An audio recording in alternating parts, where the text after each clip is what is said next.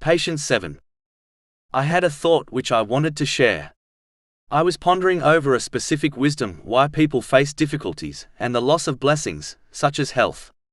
Often when Muslims receive blessings especially, beyond their need, it distracts them from the hereafter and instead focuses their minds on this material world.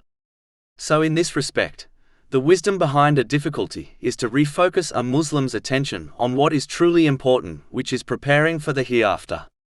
This is like a person who is so preoccupied with their phone that they cross a road without seeing an oncoming vehicle. Another person violently pulls them away from the oncoming car, which causes them distress yet saves their life.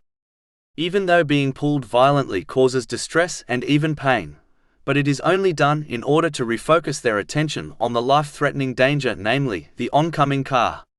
Similarly, a Muslim faces emotional and physical difficulties in order to refocus their attention on more important things such as the hereafter.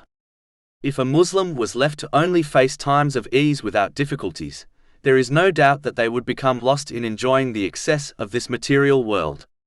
This neglect in the long run would be disastrous for them. So they face a small difficulty in order to protect them from greater difficulties, namely, the difficulties of the hereafter.